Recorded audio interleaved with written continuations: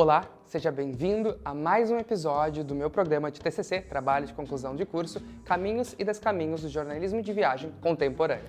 Hoje, como vocês podem ver, eu não estou no meu cenário habitual. Eu estou mais uma vez com um convidado online, mas é um baita convidado. Eu estou com Guilherme Soares Dias. O Guilherme fundou o Guia Negro e ele é relacionado e ele tem a sua especificidade é uma especialização dentro da especialização do jornalismo de viagem, que é o afroturismo. Guilherme, muito obrigado por estar aqui com a gente. Obrigado vocês pelo convite, muito feliz de estar aqui hoje. Perfeito. Eu quero começar esse episódio com algo que eu acho que é muito importante. A gente sempre começa e fala o tema principal, que é os caminhos e descaminhos do jornalismo de viagem contemporâneo, lá no final, lá no meio das perguntas. Mas eu quero começar com isso hoje, porque o Guilherme, pelo que eu pesquisei, me corrija se eu estiver errado, começou a sua trajetória no jornalismo de viagem, no afroturismo especificamente, quando ele recebeu alguns nãos. Então, ele viu na sua trajetória um descaminho. Guilherme, como foi para tu conseguir entrar em um novo caminho? Como tu transformou esse descaminho em um novo caminho? Eu fiz como muitos empreendedores fazem e como muitas pessoas negras fizeram ao longo da história também, que foi criar um caminho para mim, né, já que aqueles caminhos tradicionais não me aceitavam, então, muitas pautas que eu estava tentando encaminhar para veículos de grande porte, para veículos da mídia tradicional, não eram consideradas pautas, eram rejeitadas, então, eu resolvi criar o Guia Negro, que é uma plataforma de afroturismo, então, a partir de sugestões, né, quero escrever sobre o bairro da Liberdade, sobre a ótica do protagonismo negro, o bairro da Liberdade em São Paulo, quero escrever, enfim, sobre algum personagem, sobre algo de cultura negra, e tudo isso não era considerado pauta, ou era considerado uma pauta menor, ou tinha um espaço muito irrelevante ali dentro daquele veículo. Tudo isso me motivou a falar, não, é isso que é importante, é isso que eu quero dar de destaque, e eu preciso ter algo onde eu possa ter independência de publicar sobre esses assuntos. Então, daí surge a vontade de ter o Guia Negro, que nasce como um site de notícias, né, para olhar para esse universo do protagonismo negro, né, da história da cultura negra, e que vai depois organizando também seus próprios roteiros turísticos, suas próprias experiências, que a gente chama hoje de caminhada negra, e que traz nessa narrativa também desses personagens com olhar negro para a história e para esses passeios. Certo.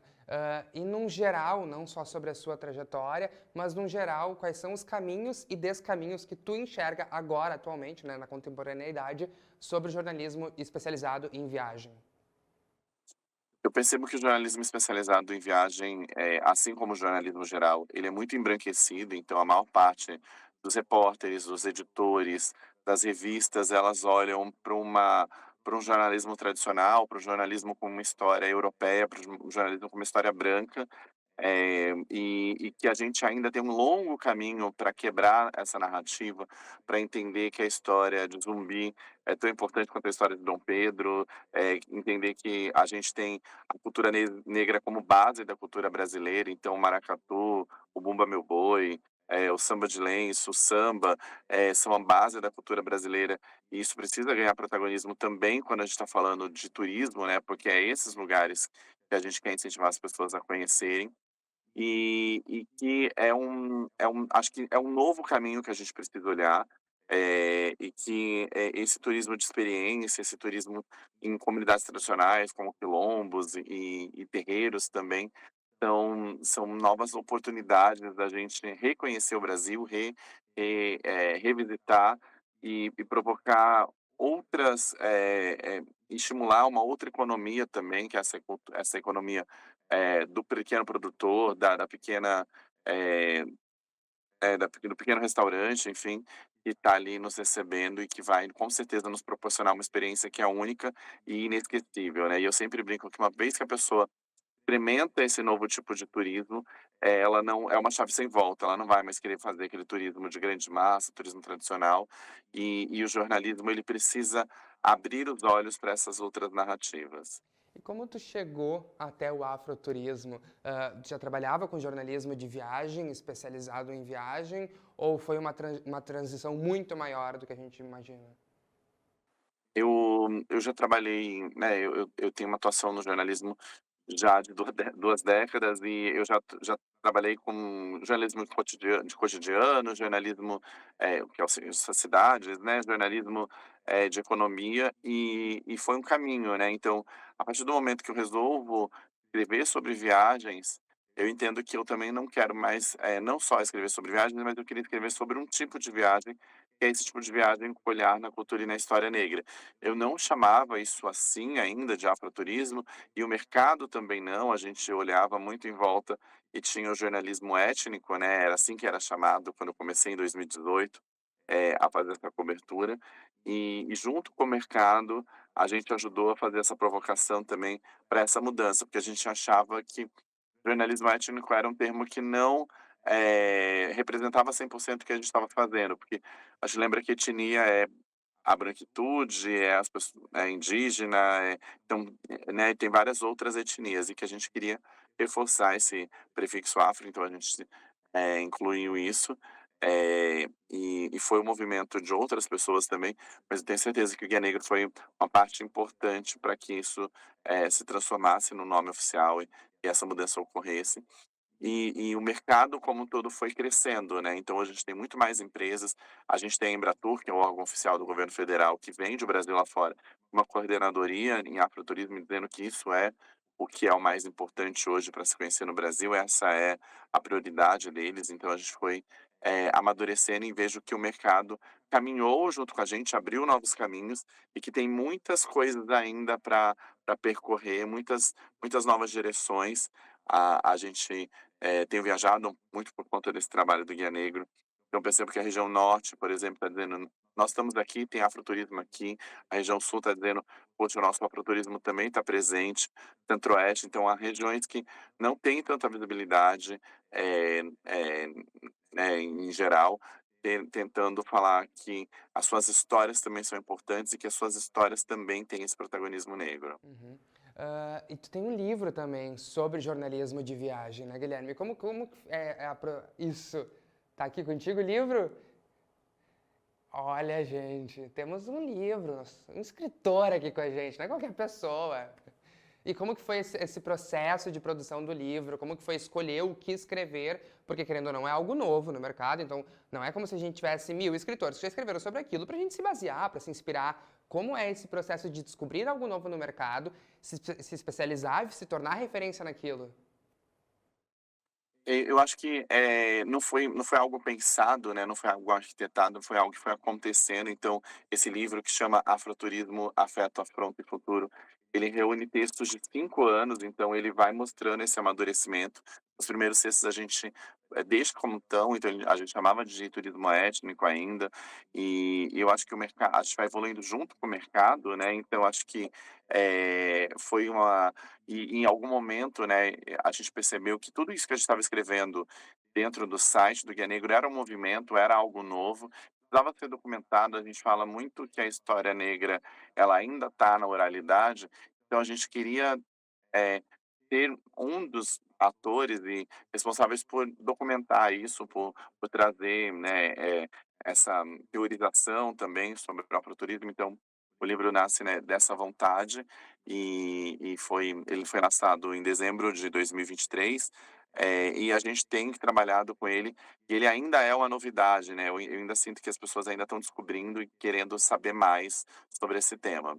Ah, incrível. E tem um outro livro também que foi em 2016 lançado, que era mais só sobre jornalismo especializado em viagem, né? Isso, que é o Dias pela Estrada.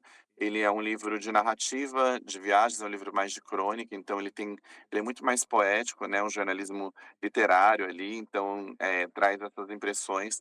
Eu fiz uma viagem de volta ao mundo, foi ali que nasce também a ideia de pensar no Guia Negro, porque ali eu percebia o quanto a gente tinha poucas pessoas negras viajando, o quanto a gente que tinha poucas eu mesmo, tinha poucas informações e acabei conhecendo pouco da cultura e da história negra dos lugares que eu estava visitando, porque percebia que as pessoas que produziam conteúdo eram muito embranquecidas e estavam nos incentivando a conhecer essa parte da história com um viés mais branco, mais embranquecido, né. Então, foi isso que, me motivou a escrever, e fundar o Guia Negro na sequência para para ter mais pessoas negras viajando, para que todo mundo, pessoas negras, brancas, indígenas, pudessem conhecer mais da história e da cultura negra, que no final das contas são a história e cultura do Brasil, né. Então, o Dias pela Estrada acho que é uma primeira vontade de falar sobre isso, de uma forma muito mais poética, um jornalismo mais narrativo,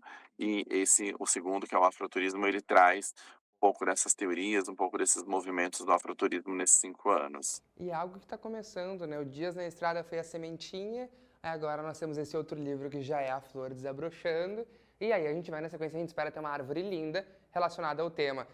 Guilherme, eu quero te questionar, além disso, por tu ter viajado 5 continentes, algo histórico, parabéns, meu sonho é fazer isso. Como foi, nos 5 continentes, a tua percepção em relação a um turista negro? Ah, era difícil? Existe muito preconceito ainda? A gente sabe que sim, os dados comprovam isso, mas na tua percepção, como foi? Eu acho que essa foi para mim algo eu já sabia, né, que eu sou militante do movimento negro desde 2009, então eu sei que o racismo existe, eu sei que o racismo infelizmente não é uma exclusividade brasileira, mas eu acho que viver na pele é sempre muito mais delicado, né, e quando você está em outro país você não sabe muito bem como lidar, onde denunciar, o que fazer. Então, desde ser revistado no meio da rua, em Veneza, na Itália, que é uma cidade super turística, até passar por um teste antibomba no aeroporto na Austrália, que é algo que também foi super vejatório, porque eu fui a única pessoa a passar por isso. Então, tiveram algumas situações que me deixaram bastante fragilizado, né? Eu acho que essa é a melhor palavra e muitos olhares também, né, de às vezes você olhar entrar no restaurante, você ser a única pessoa negra e tá todo mundo te olhando com uma cara de: "Por que que você tá aqui? Quem é você? Você não deveria estar aqui talvez". Então os olhares muito diferentes, porque eu percebo que o corpo negro no turismo, ele ainda é novidade, né, a gente ainda não é a normalidade em nenhum dos lugares que eu passei. Mesmo no continente africano, né, e quando eu estava no Egito ou no Marrocos, a maior parte dos turistas desses lugares eram pessoas brancas. Então as pessoas inclusive achavam que eu era desses países, né, quando eu estava ali turistando. Então tinha uma outra relação, mas eu acho que isso, assim, tinha uma ausência, então percebia poucos turistas negros viajando, os poucos que eu encontrei, eles eram norte-americanos, ao mesmo tempo que tinha esse racismo, esse preconceito, esse racismo velado, às vezes, né, pelo olhar, e essa ausência, também tinha uma irmandade. Então os poucos, turistas negros que eu encontrei, automaticamente a gente já se reconhecia, a gente já trocava ideias, a gente já se ajudava, a gente já dava boas dicas um para os outros. Nos países negros, eu já tinha um tratamento muito diferente dos turistas, né, então a gente fala que o turista acaba sofrendo golpes dos turistas: "Ah, então, essa água é R$ 5, para você que é turista 10". Então eu percebia que por ser negro, muitas vezes eles não me praticavam esse preço maior né, de turista. Então, isso acontecia também de me conectar muito mais com algumas pessoas, exatamente por ser negro. Então, tinha essa pequena vantagem, mas tinha essa desigualdade também no tratamento, das revistas, da polícia, dos atendentes, né, dos lugares por onde eu passava. Acho que é desafiador, né, ser um corpo negro pelo mundo, mas eu acho que a minha mensagem é para as pessoas negras nunca deixarem de ir num lugar, entenderem que o racismo existe, que isso pode acontecer com elas, porque infelizmente a gente tira férias, mas o racismo não, mas que elas possam bravar o mundo e ir para todos os lugares que elas sonham. Perfeito. Guilherme, uma pergunta relacionada a exatamente isso. Dentro dos lugares que já foram visitados pelo Guia Negro e expostos, publicizados, quais foram, como é que funciona para escolher o lugar, como é que funciona essa pauta, entende? Como que funciona isso? Eu acho que é importante ir em tal lugar, eu quero esse roteiro. Como que funciona essa escolha de pautas pelo guia? A gente tem muito uma ligação com é engraçado porque, assim, a gente escreve muito sobre cultura, né, então as pessoas às vezes falam pra gente, né: "Vocês cobrem mais, turismo ou cultura?". Eu acho que os 2, até porque a gente relaciona tudo com o turismo, né, então, sei lá, se eu contar, sobre o Luiz Gama, por exemplo, que é um abolicionista super importante pra gente. Eh, é um meio de eu dizer: "Visite a casa do Luiz Gama". No final dessa matéria sempre vai ter vá conhecer o monumento sobre o Luiz Gama. Então ninguém vai desejar conhecer Palmares, que é o quilombo que Zumbi fundou, se a gente não conhecer essa história. Então, a gente no fundo tá sempre contando histórias com o viés do tipo: vá conhecer, saiba disso por um outro olhar, né. Então, a Liberdade em São Paulo, né, historicamente conhecida como um bairro japonês. Como assim ali é um lugar com história negra, né, então acho que é uma vontade de dizer que essas histórias que foram contadas pra gente tem outras histórias, né, então tanto que a gente fala que a Guia Negro conta a história que a história não conta, então é um pouco do ressignificar, né, e a gente fica também se provocando, né, sei lá, Dia da Independência, 7 de setembro de 1822, cadê os negros nessa história? Onde eles estavam? E como que isso pode gerar também, novos lugares para eu conhecer, né, então, e a gente, claro, nunca não faz a gente não produz esse conhecimento sozinho, a gente tem, no Brasil tem uma rede de historiadores negros, que é exatamente esse nome, Rede de Historiadores, que é com X, Negres, com X também, que é uma rede que começou a estudar os fatos históricos por um outro olhar, e que a gente tem eles muito como fonte e como inspiração também. Tem outras pessoas produzindo conteúdos, a gente olha para a história, a gente olha para a cultura, né, muito, então, é maracatu, é bumba meu boi, é cacuriá, enfim, e toda a cultura brasileira que é baseada nessa negritude. E olha para os lugares também, né, tipo, onde estão os negros nas cidades brasileiras e onde a gente pode levar as pessoas para conhecer mais dessa cultura, dessa história, dessas pessoas, né, as pessoas para a gente são super importantes, então a gente fala que em quilombo, por exemplo, quando a gente visita, uma das maiores riquezas dos quilombos são as pessoas, são as histórias. É poder sentar, ouvir uma história, trocar, né, comer ou experimentar uma comida. Então, o tipo de matéria que a gente faz é muito desse único, né, desse lugar que é olhado por um olhar único. Perfeito. E tu, enquanto pessoa que está, jornalista que está inserido nesse meio de minorias, por mais que sejam a maioria no país, né? Tu enxerga outros jornalismos de viagem especializado, como o afroturismo, que é especializado no turismo negro, que estão vindo aí, o mercado está abraçando, por exemplo, um jornalismo de viagem especializado em viagens LGBT. Existe um público muito grande LGBT que faz viagens para locais que os abraçam, que os agradam. Teve até aqui em Porto Alegre, esse episódio é gravado em Porto Alegre, existia há um tempo atrás em um bairro selos de bares que eram LGBT friend. Então, tu consegue enxergar isso no mercado contemporâneo, esse abraço maior a jornalismos de viagem especializados, ainda mais especializados? Com certeza, eu acho que o turismo LGBT é um bom exemplo, porque, a gente tem, né, guias específicos para os turistas LGBTs e um mercado bastante consolidado, e como você citou esses selos, né, a gente tem o turismo, para pessoas com deficiência, então a gente também tem aqueles selinhos, né, de um lugar acessível, e a gente vê eu tenho uma colega que ela chama Jéssica Paula, ela é uma jornalista, que anda de muletas e ela escreve sobre esse turismo com acessibilidade para pessoas com deficiências das diversas deficiências, né, e é importante a gente pensar, nesse turismo para pessoas negras, né, a gente também, faz consultorias, e é muito engraçado quando a gente vai falar com hotéis, com agências de viagem, eles sempre falam: "Ah, mas a gente trata todo mundo igual", a gente fala: "Não, então vocês ainda estão tratando desigual, porque a gente precisa da equidade, né, a gente precisa dar mais para quem historicamente teve menos".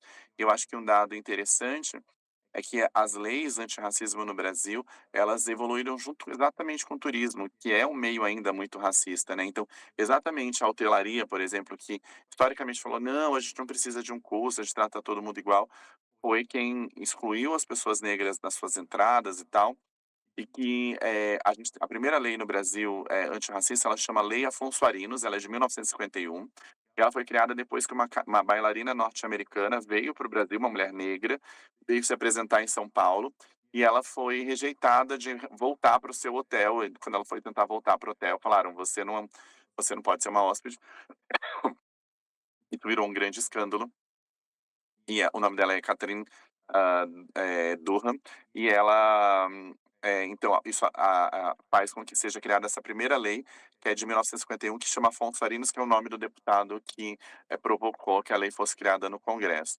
Essa lei fica alguns anos sem ser utilizada, e segundo a apresentadora de TV Glória Maria, ela foi a primeira pessoa a usar essa lei em 1970, também num hotel, também em São Paulo, que ela vai tentar entrar no hotel, e o gerente fala: "Não, você não pode entrar pela área, a entrada social, você tem que entrar pela entrada de serviço". A Glória Maria processa, ela estava no começo da carreira dela, ela era uma repórter na TV Globo, ela não tinha a grandiosidade que ela teve ao longo depois da sua carreira, mas ela já tinha noção de que aquilo era um racismo, de que ela precisava, dar visibilidade àquele caso, então ela entra, vai na delegacia, denuncia, processa. Naquele momento, o racismo ele era muito, né, a punição era muito questões administrativas, a gente não tinha pessoas multadas efetivamente ou presas pela questão racial, mas eu acho que foram aberturas, né, já que a gente está falando de caminhos, para que hoje a gente tivesse legislações que punam, casos como esse, que garantam que pessoas como essa tenham que pagar multas, possam ir para a cadeia. Então, racismo é um crime hoje no Brasil inafiançável, então acho que a gente precisa, que os lugares capacitem seus funcionários, acho que cada empresário é responsável também por quem trabalha ali, a gente precisa dessa capacitação, a gente precisa entender as peculiaridades das pessoas negras, a gente precisa entender que lugares poderiam ter esse selo black, né, de receber um turista, negro com a melhor, da melhor maneira. Eu acho que, eh Porto Alegre é um lugar que a gente já teve, casos de racismo, como a gente teve com o cantor Seu Jorge, né, quando foi se apresentar na cidade. Então acho que, isso infelizmente não é exclusividade, da capital gaúcha, mas eu acho que é um lugar que a gente precisa ter muita atenção, e que essa cultura negra, eu acho que quando a gente fala, de Porto Alegre especificamente, é lembrar de que ela é muito pulsante, né. Eu sempre lembro que foi em Porto Alegre que nasceu o 20 de novembro, né, com Oliveira Silveira. Porto Alegre é uma das cidades que tem mais terreiros no país, então a religião afro-brasileira ela é muito importante na cidade. É um lugar onde a gente teve muitos clubes negros no passado, né, e que foi um lugar onde futebol também, passou a aceitar pessoas negras, com mais, frequência inicialmente, né, porque no momento em que ainda era proibido pessoas negras se apresentarem. Então acho que a gente tem toda uma história, por exemplo, em Porto Alegre, que ainda merece ser melhor olhada, e que a gente, né, tem essa necessidade dessa capacitação também, porque eu acho que, o que o Guia Negro faz como empresa, é muito um turismo também pedagógico, né, que a gente está aprendendo a olhar para essa história, olhar para as cidades com uma outra lupa, que é essa lupa do protagonismo negro. Perfeito. Guilherme, para finalizar, eu vou fazer um bate-bola, um jogo rápido aqui contigo. E eu gostaria de fazer algumas perguntas, pode me responder rapidinho. A cidade fora e dentro do país que tu se sentiu mais bem acolhido? Eu acho que a cidade dentro, Salvador, é uma cidade onde você vê muitas pessoas negras. Guilherme, eu falei cidade, não paraíso. Eu acho que. Maravilha, maravilha. E cidade fora, eu acho que você tá uma que foi recentemente, que é Cali, na Colômbia, que é uma cidade maravilhosa também, é uma cidade muito preta também, com uma cultura muito gostosa. Os brasileiros que forem para lá, principalmente as pessoas negras, vão se sentir em casa, e Cali é uma cidade muito muito realmente especial. Certo. Um local que tu acha que tem a maior história negra dentro do país? Difícil essa pergunta, mas eu citaria Palmares, porque é um quilombo que foi defendido por Zumbi, por Aquatone, por Ganga Zumba lá no século XVI, e que ainda tem lá, né, uma representação que foi considerada parque nacional quando Gilberto Gil foi ministro, e que poucos brasileiros sabem que ainda existe e que pode ser visitado. Então, para mim é uma missão fazer com que mais brasileiros conheçam esse lugar e que todo mundo possa visitar Palmares. Perfeito. Me formo em jornalismo, já sou jornalista, alguém que tem um diploma em mãos e quer começar no afroturismo. O que que precisa? Eu acho que, né, a formação é sempre muito importante, acho que a educação é um grande caminho. Eu acho que é ler mais, a história negra, ela está muito na oralidade, então é conversar com os mais velhos, é ouvir essas histórias, é compartilhar, começar compartilhando essas experiências que a gente tem, no afroturismo, é entender, né, quando a gente chegou, a gente não foi a primeira pessoa a fazer isso, a gente ouviu quem já estava fazendo, então ouvir quem já está produzindo coisas, trocar figurinha, eu acho que é um movimento, né, então tem outras pessoas fazendo e todos nós estamos querendo mais pessoas, né, a gente não vai conseguir contar essa história sozinho. Que bom a gente poder ter pessoas como você, Fernando, como outras pessoas jovens que estão nos ouvindo entrando nesse movimento e que a gente possa fazer com que ele cresça mais. Eu acho que é um movimento irreversível. Nos próximos 10 anos, eu acredito que a gente vai ter mais brasileiros conhecendo essa história negra, assim como a gente teve um movimento na estética, né, de que hoje a maior parte das pessoas negras usam seus cabelos naturais, crespos, ou deixaram seus cabelos crescer, no caso dos meninos. Eu acho que no turismo a gente vai querer conhecer melhor essa história e cultura negra, então é um movimento que já começou e que vai só crescer nos próximos anos. Perfeito. E para finalizar, eu gostaria que tu deixasse um recado para os jornalistas que querem se especializar em viagem e também no afroturismo. O jornalismo de viagem, ele é algo muito gratificante, é trabalhoso, então, ao contrário do que a gente pensa, viajar não é só viagem, e viagem também cansa, e eu acho que é escutar histórias, né, eu acho que o grande papel de um bom jornalista é contar boas histórias e ouvir os outros lados, e nesse caso é trazer esses outros lados para o centro da narrativa, né, trazer esses protagonistas que nunca foram protagonistas, né, que são as pessoas negras, historicamente, para esse centro. Então, esperar vocês nas pautas, nas viagens e nessas coberturas, com esse olhar super apurado e super aguçado que todo jornalista precisa ter. Perfeito. Esse foi mais um episódio do meu trabalho de conclusão de curso Caminhos e Descaminhos de Jornalismo de Viagem Contemporâneo. Muito obrigado, Guilherme. Obrigado você também e a todos que nos ouviram. Aguardo vocês no próximo episódio.